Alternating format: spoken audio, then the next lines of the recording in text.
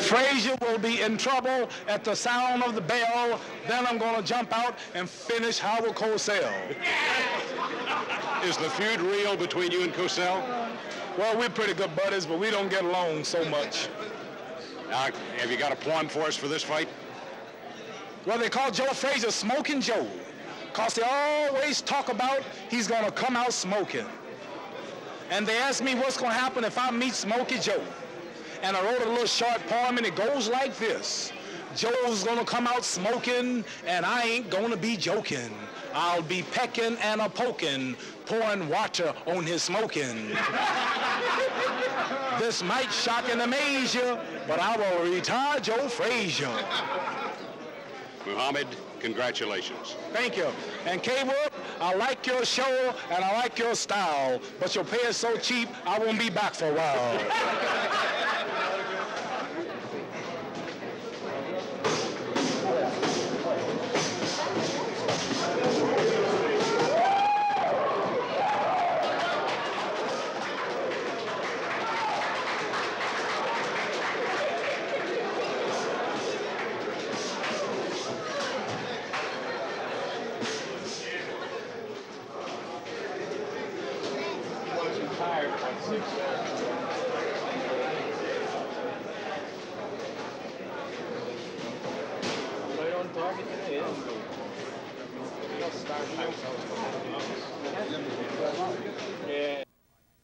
The fighters are arriving at Miami's 5th Street Gym, but 100 fans maybe have gathered to see just one, Muhammad Ali. Never defeated as a pro, his heavyweight championship was stripped for his refusal to be inducted into the Army. Now, after several years in exile, away from the ring, he is on the threshold of fighting for the title again. Here he comes, is the murmur of the crowd inside the gym, as the former Louisvillian prepares to meet the recognized heavyweight champion, Joe Frazier, this Monday night in Madison Square Garden. It will be the first time he has been the underdog since he captured the title. As I watched the man, bigger and stronger looking than he was when he was banished, I remembered the young man who came home a champion 11 years ago. The skyrocket rise of young Cassius Marcellus Clay Jr. began with a gold medal. This plane was the final leg of a flight from Rome. Cassius had won amateur sport's highest honor, an Olympic gold medal, and home was the conquering hero. Bruce Hoblitzel, our mayor in 1960, spoke all our feelings that day. Clay, I want to thank you for what you've brought back to America. Thank you. What you've brought back to Louisville, your family, and yourself. Thank you, man. You know, you're a credit to the fighting profession, and you're going to be a fine guy. You've conducted yourself as well out of the ring as you have in the ring. Thank you. And we're for you. Thank you. I appreciate it very much. A hero's welcome for Louisville boy made good. Crowds were everywhere that Cassius went. He appeared before the legislature, and Governor Burt Combs commissions Cassius a Kentucky colonel. He had been the model All-American boy at the Olympic camp in Rome. He had refused to criticize his country to Iron Curtain reporters, and he had won the big prize. Clay's introduction to boxing fans came when he was 12 years old in a meeting with police officer Joe Martin. He came down to tell me the story about someone had stolen his bike, and he was very upset about it and wanted to find out who it was so he could whip him. And so in the talking, I asked him, I said, do you know how to fight? He said, well, no, I've never fought, but he said, this is one time I would. So after a long talk, I finally got him to quit his crying and told him that I would turn it into the police department, and that if he really wanted to fight, he should come down and be taught properly. So it wasn't but a night or two after that that he did start training, and he was very conscientious trainer and came very regularly. And of course, people knows the past history. He won the National Golden Gloves a couple of times, the National AAU and the Olympics, and was very successful at it. He was a great amateur fighter. But his days as an amateur fighter were over. The Louisville Sponsors Group, made up of 11 prominent businessmen, signed Clay to his first professional contract. The group set up a trust fund, obtained the best boxing advisors available, and put Clay on a salary. His first paycheck came when he signed, and almost the first purchase, a car, an expensive car. The young fighter was to spend much of his time traveling and learning his trade. Cassius Clay had a promising future. He was a delightful young man. His travels already were to carry him far, but Louisville and home were very much in his thoughts and his travels. Right from the outset, the loquacious Cassius was a hit. The Louisville Lip, they called him. Mrs. Odessa Clay was to see her son only occasionally as he trained in Miami Beach and traveled across the world to make his mark with his fists and with his mouth. The names of his early opponents matter little, really. They were the pawns, the steps in the fistic ladder that were to carry him quickly into boxing's limelight. The critics abhorred his style. He fought with his hands too low, they said. But his speed and quickness meant victories, and his unceasing war of words meant box office, the sweetest words of all to the promoters. One by one, the contenders ahead of him fell by the wayside, and it was not surprising when Bill Faversham, speaking for the sponsoring group, announced that Clay would fight for the heavyweight championship of the world. You know Jack Nylon, Sonny Liston's advisor. Yes. Well, Jack and I have just come to terms. Cassius has been here with us, and we've agreed on a fight with Liston. Clay's brash predictions, many of them astonishingly accurate, boomeranged when Doug Jones went the distance. He was kidded about it at the Liston signing. Hey, Cassius, what about the Doug Jones decision? Oh, they said I missed my prediction, but they're wrong. Just because the fight went 10 rounds, they said I missed my prediction. First I said Jones in 6, then I said Jones in 4. 6 and 4 is what?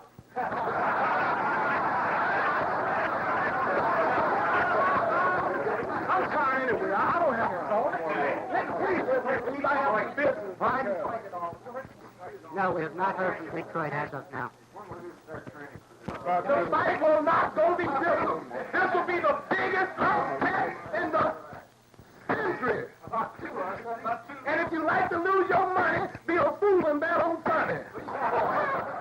Liston had twice sent Floyd Patterson to the canvas. His knockouts had been so devastating, Clay was regarded lightly. 7-1, Liston will win, said the experts. Clay had beaten only nobodies and has-beens, they said. Cassius was relentless in his war of words, even drew the surly Liston into verbal conflict. I'm handsome, I'm fast, I'm pretty, and can't possibly be beat. You might be young and handsome, but you won't be after I finish with you. If you like to lose your money, be a fool and bet on Sonny. I'm pretty sure people's not a fool to bet on you. They have to be a fool and bet on me. You're 40 years old if a day, and you don't belong in the ring with Cassius Clay. No, I shouldn't, because it'd be a disgrace to see let the people see me kill you like I am. The odds should be 3.5 to 1 that you won't show up for the fight. The odds should be 10-0 that you don't last for the first round. But Clay did show up for the first round, and the second and the third. He wanted to quit then. A substance on Liston had rubbed off and Clay's eyes were burning. He ordered his trainer, Angelo Dundee, to cut off the gloves, but Dundee pushed him out for round 4 with the admonition, "We've come too far to quit." 3 rounds later, Liston's corner threw in the towel, and Cassius Clay was the heavyweight champion of the world. Cassius Marcellus Clay, the world's heavyweight champion. He was to discard the Louisville sponsoring group, his religion, and even his name. He was Muhammad Ali now, had embraced the Muslim faith, and had rejected military service on the grounds he was a minister. Well, I am a minister of the Honorable Elijah Muhammad, and I have been for the past good 2 years. And my lawyer, Mr. Hayden Covington, noticed it, and it is a fact that I am. And he's got all type of proof and witnesses that will bear witness, plus my leader who's ordained himself, but it never was really publicized. And he see fit to make it known. Muhammad Ali was found guilty of refusing to serve in the Army, and he has carried his legal appeal all the way to the Supreme Court now. For 4 years, he was denied the boxing arenas of the world. Oh, he had a bout scheduled from time to time, but in the end, they were all called off. Atlanta gave Clay his first fight, and he won. Ali has always attracted the fans. At $1 a head, they flock into the small 5th Street gym in Miami Beach to watch him train. They say the man has become quieter, but I didn't see that side of him as we visited his training camp recently. He introduced his mother to the fans, said she's really the greatest. Monday, we'll find out if Cassius Clay still has that great talent. Sports Illustrated calls Drew Brown the Svengali of the ring. To Muhammad and almost everyone else, he's Bodini. When he joined Ali before the first Liston fight, he coined their battle cry, "Float like a butterfly, sting like a bee." Bodini is Ali's constant companion. Self-proclaimed assistant trainer, he's more a confidant, a friend. He bolsters the spirits of the fighter, and he is a master at it. Bodini has traveled the world. He is intelligent, he has been around fight camps a long time, and he speaks in prophecies. Why? Well, I can't see that Frazier can win. Most of all, champions are born, they're not made in the gym. If they were, it would be like a loaf of bread in a baker's shop. You turn them out every day. This man is the fastest heavyweight was ever born. He was born to do what he's doing. And after the fight game is over, he's going to show you what he really is. He's a prophet because he loves old people, young kids and babies. And anyone that loves underdogs is really a true man. And I can't see that Frazier can beat him because Frazier is fighting for money and for a belt that you can't even pawn in the pawn shop. And this man is fighting for a lot of people, all kinds of people all over the world. They're going to England, 80,000 strong, 4:30 in the morning to see him. And with spirit and character, I can't see where Frazier can beat him at all. Strength doesn't do anything. So the only thing I can say is if you want to see the Holy Ghost really come about, be there March the 8th in the garden where it should be at the Bible of the Ring, and you'll see the true champion. The only man that was with the young Cassius that is still around is his trainer, Angelo Dundee. Angie is the only white man left in the entourage of Muhammad. Dundee was hired by the old Louisville sponsoring group, and he's the only one that the former champ has retained. The little guy is a popular figure with the press. He's polite and talkative. Angie is a former fighter himself, and he has managed and trained several champions. Ali is his best. Angie, how do you see this fight with Frazier? I make it a very tough fight, Cawood. Figures to be, because you got, two contrasting styles. I make Frazier a real good fighter. I make it the survival of the fittest, the guy with the most ability. And I feel that this kid has all the ability in the world and has more ability than Frazier. And will win, you feel? Oh, definitely win. Never go into a fight thinking you're going to lose. That'd be the wrong attitude. I just know one thing, that he's better looking than the other guy. He's a better boxer than the other guy. And another thing, he sings better. So he's got all the attributes of this guy. He's better than the other guy, so period. And to me, this is cropping up to me like another Liston fight. To making him like the rough, tough destroyer of men. And this guy don't have a chance. He's an 8-5 underdog for a change, which I love. I like him to be the underdog because it gets monotonous being a favorite all the time. Dundee said this is the first time he has worked without a headgear as we watch Muhammad Ali go through several rounds in the ring against 4 different sparring partners. He has trained hard for this coming fight. Both he and Dundee admit it is the most important fight in Clay's fistic career. He purposely absorbed blows to the body during this work. Some say he's not as sharp as he was before he went into a 4-year exile. At 29 now, he is bigger and more muscular. He seems to me to have lost none of his speed and quickness. Muhammad invited me to join him in the dressing room before he trained. He told me he was flying to Philadelphia that night to give his parents his home there. He was buying a new one in New Jersey. But on camera, he declined to discuss that. He wanted to discuss Joe Frazier instead. Here was his press conference. He can't predict no rounds, and he can't talk, and he can't sing. He's got 10 strikes against him already. He can play guitar. And if that slow, flat-footed slugger whoops me, I will get out of the game. Never rank a slugger against a master boxer. Never rank a slugger against a master boxer. He's a good slugger, and I'm a good, tall, fast, rangy master boxer. And in the long run, I'm going to come out on top. I'm beautiful. I will hit him 7 times to his 1 miss. Every time he miss, I will hit him 7 times. 7 times. Very good. And every time he land, I will hit him 20 times.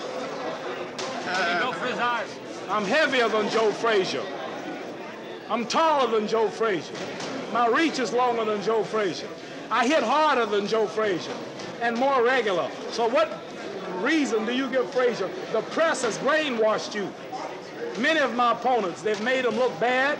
They made Bonavina look like a bull, but he was little, he was weak, he was short. I pushed him around the ring. Are you the king? I'm the champion. The real champion, not the homemade champion, not the elimination champion, not the Alton champion, but the real champion.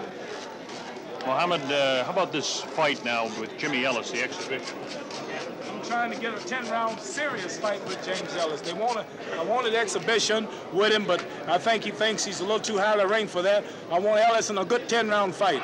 I want to clean up the whole thing. I got a lot of making up for do for these 3.5 years I've been off. I done already gave Oscar Bonavina and Jerry Quarry a chance in a few months' time, the two top contenders with no return clauses, everything to lose, nothing to gain, showing you I'm a real fighting champion. Right now, tomorrow, it looks like I'm ready to meet Joe Frazier. There are 3 top fights after 3.5 year layoff. And before Joe Frazier, I want to get James Ellis out of the way.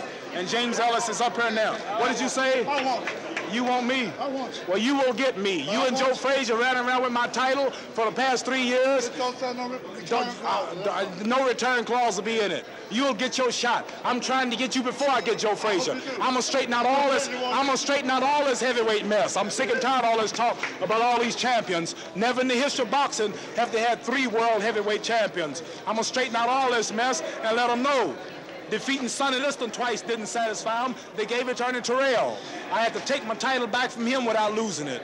Now they done gave it to Joe Frazier. I'm the only heavyweight champion in the history of the world who continually fight for his title in the ring, but don't lose it in the ring. And I'm gonna straighten out all this mess, and after I put Joe Frazier down, I'm gonna tell the whole commissioners and the whole world that never take my title again, regardless of what I say or believe or do, until you whoop me in the ring, because I keep winning it over and over in the ring, and I want a proclamation, something made, saying that that's against the law to touch my title when I come back and whoop Joe Frazier, because taking my title, fighting for it 4 times is enough, and never getting beat.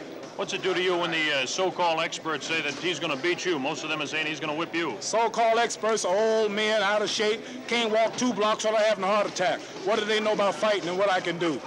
I'm the expert when it comes to Muhammad Ali. I'm the prophet. I'm the one who predicts on me.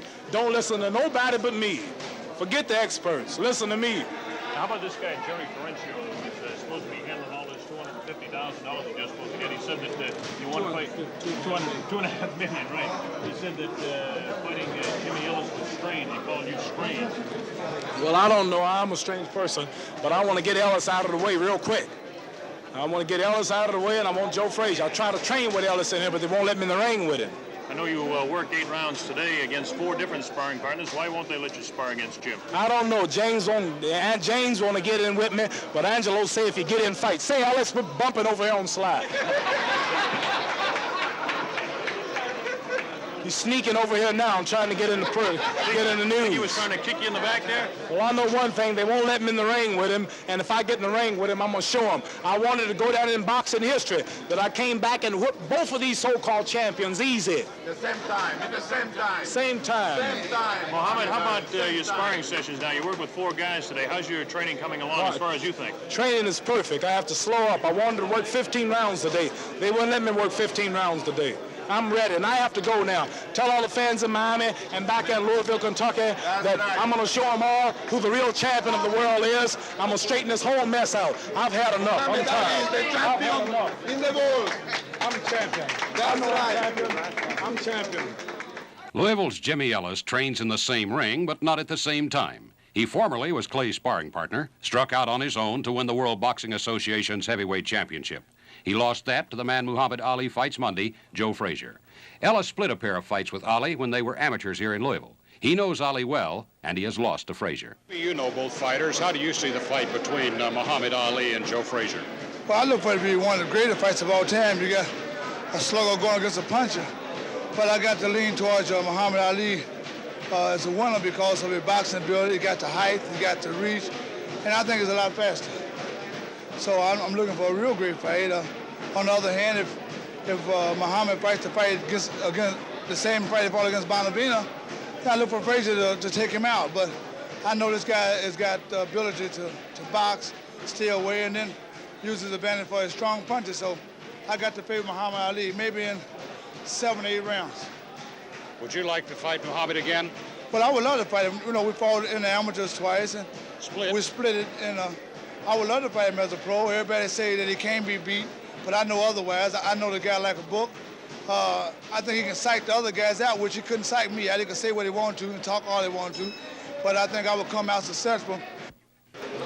You would expect those around Clay to predict their man will win over Joe Frazier. The experts don't see it that way, and Muhammad Ali will likely be the underdog when they face off Monday in the squared circle at Madison Square Garden. This reporter picks Muhammad Ali to win. Frazier has never faced this kind of speed, and the boxing public may never see it again.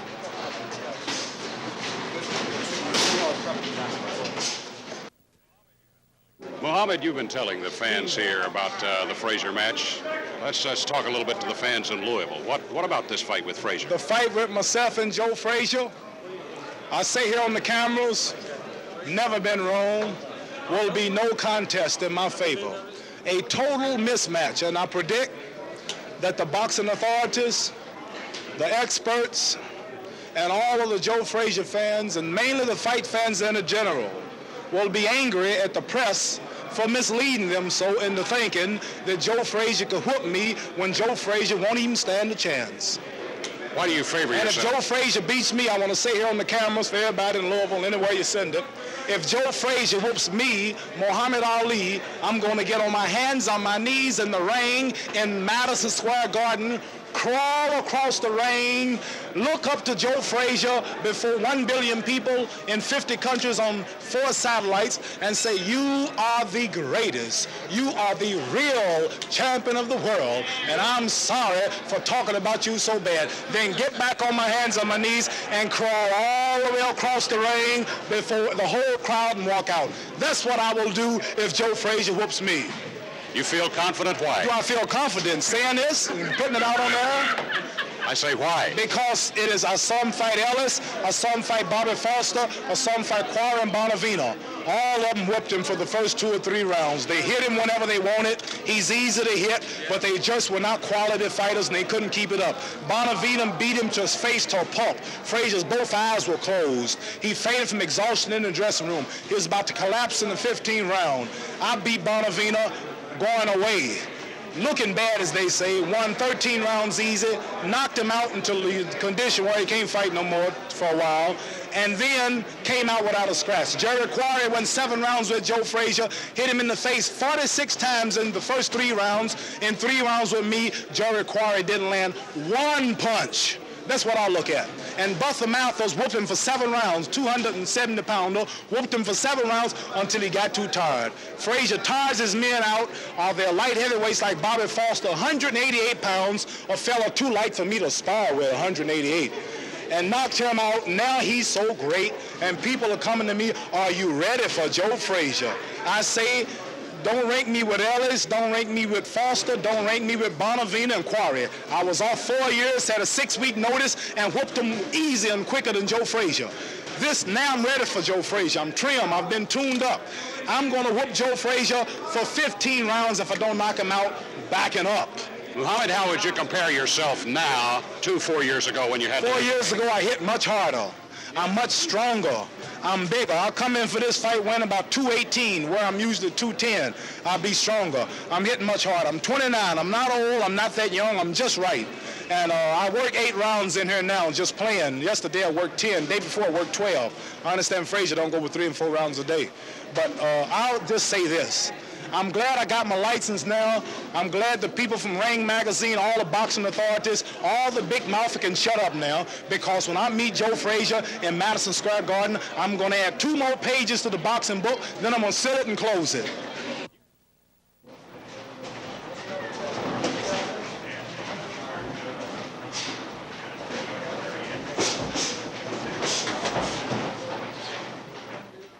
I'm the 2-time United States Golden Glove champion, 2-time national AAU champion, World Olympic gold medal winner. After I defeated Zoa Foley, that was my 10th world title fight, not elimination title, real title fights, the 10th one. Here comes Joe Frazier. And when I beat Sonny Liston in '64, Frazier was a kid getting out of the Olympics. I'm surprised that the public and the boxing people have amnesia. They've seen the forgotten. Well, I'm going to remind them March the 8th.